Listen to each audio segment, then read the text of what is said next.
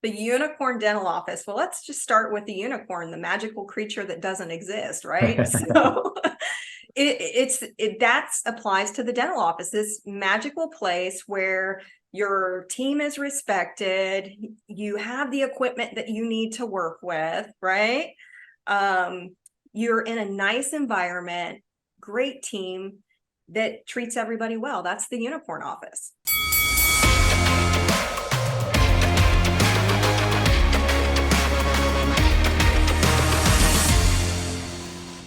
Hey friends, I'm Dr. David Drice. I'm your chief editor here at DentistryIQ. We are rocking another episode of Gloves Off with my great friend, Candy Velez. Candy. How are you today? I'm great. Where Great are to you be today? here. I'm in Florida. Ah, Yes. me Yes. too today. Feels good to be home. It is. It is.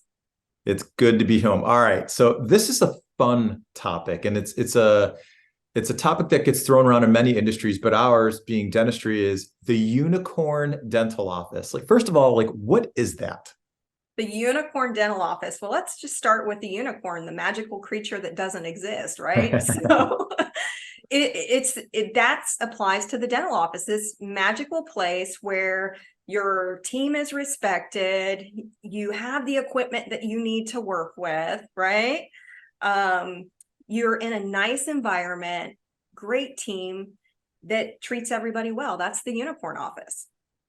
I like a unicorn office. I feel very blessed to say that we have a unicorn office. I think you've been in one as well, yes? Oh, yes. Yeah, I believe that I'm in a unicorn office as well. I get to have a lot of freedom as a dental hygienist, and that's huge. I have the equipment I want to work with. It's aesthetically pleasing environment, so I feel good to be at work every day for sure. I love that. And that's why we kind of tag teamed on this one is we've experienced it. So indeed, maybe not in the real world, but in our world, unicorns exist. So let's say I'm a team member and I'd love to find that practice. Like, how do I find it? Dr. Rice, I think this is a question that I'm going to throw back to you because as a dental hygienist, someone who needs to find that place to work for, or an assistant, an associate doctor, how do we find a unicorn office? Ooh, on the spot. Okay. I'm going to say a couple places to look. One, we all have a dental society. So there's a local community of dental people wherever it is you live. Go there, ask around. You know that dentistry is a really small community. So we might not know everybody in the middle, but I think we can agree we know the unicorns, we know the best practices, and maybe we know the practices that we don't want to associate with. So scrap those. Don't worry about the middle because we're talking about finding the best of the best, but go to your dental society. I think that's a great place to go. If you happen to have a hygiene school or a dental school, I bet somebody's in those schools are connected. Whether it's here at Dentistry IQ or Dental Economics or RDH magazine side, we have great resources and teams of people all over North America, certainly.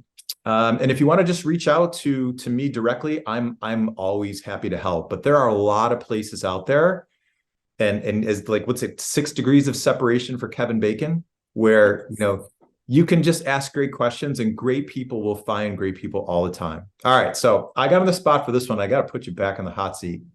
If I'm in a practice that I like for a lot of different reasons, but I want to level it up, I want my practice to be a unicorn dental office. Like, how do we build it? Oh, so the first thing, if there's a lot of things that you like, talk to your team. What's missing, what would make us level up to be that unicorn office. A few things that and honestly it's not that hard. A few things that dental hygienists look for are, look at your operatories. Are those operatories ergonomic for your staff? If a dental hygienist has to be in an operatory 8 hours a day, is that a place that somebody wants to be 8 hours a day? Do they have the equipment that they need to use? Do you have a budget for that equipment? Or are you expecting them to use instruments that have been around for 30 years? Those kind of things make a big difference. How is the culture in your office? Culture is a big thing. So those are some things that you can look at. that are not very hard, a little change, give people a budget, treat people well, give them a little flexibility, and there you are. Now you're a unicorn office. I like that. I think sometimes we focus too much. I mean, it's important to have a big picture, but we focus so much on that big picture that it seems so daunting that we just stay stuck. So find a series of little things, prioritize them, and, kind of bite them off one little piece at a time. Any last pieces of advice? I love this. This is fun. Last pieces of advice. So sometimes people can appear to be unicorns and they're really not. So you really have to do your research. Don't just take the job that says, oh, I'll pay you whatever you want. You can come here. Can you start tomorrow? No, I think I'm going to check it out first. Let me go to your office. Let me talk to your staff. Let me see what that environment looks like. Feel the energy in that environment. So sometimes unicorns that you think are unicorns are really not. So you got to check it out. Oh, I love that. That's a perfect close. And I'm going to steal a line from one of my really great friends, Chris Salerno. Many of you know Chris. We had a conversation just the other day, and he said it like this, and I hang on to it. There's a big difference between missionaries and mercenaries. So I'm going to not apologize in advance to all of you who are out there simply seeking more money. That is not how you find or build a unicorn dental office.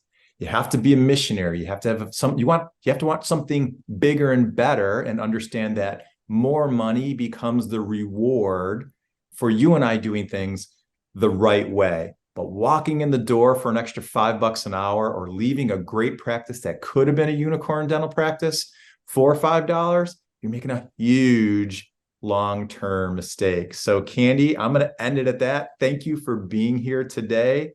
And I know we will bring you back. You are so insightful. Thank you.